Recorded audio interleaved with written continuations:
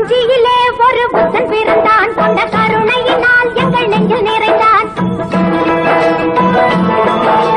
காஞ்சியிலே ஒரு புத்தன் பிறந்தான், கொண்ட கருணையினால் எங்கள் நெஞ்சில் நிறைந்தான்.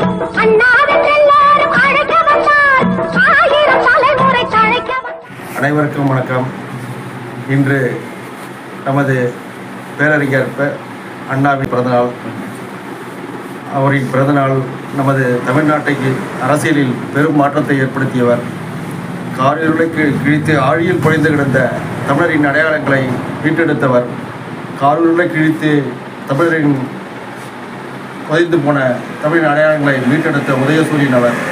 அதேபோல் ஆரிய மாயையில் சிக்கிக்கொண்ட தமிழர்களின் அரசியல் களங்களை தந்தை பெரியாரின் வழியில் தளபதியாய் நின்று அந்த வெற்றியை பெரியாருக்கே காணிக்கையாய் கொடுத்தவர் பேரறிஞர் அண்ணா அவர்கள்.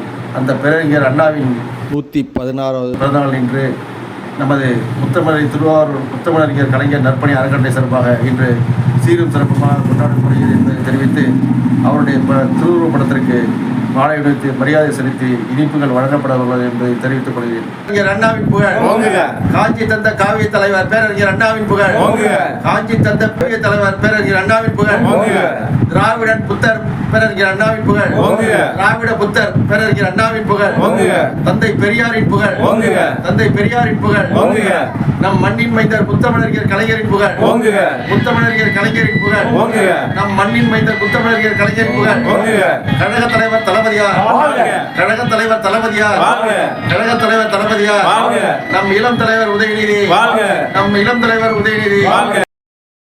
அண்ணாவென்றெல்லோரும் அழைக்க வந்தார், 1000 தலைமுறை தழைக்க வந்தார். அண்ணா அண்ணா அண்ணா எங்கள் அன்பின் தீபம் அண்ணா. அண்ணா அண்ணா அண்ணா எங்கள் அன்பின் தீபம் அண்ணா.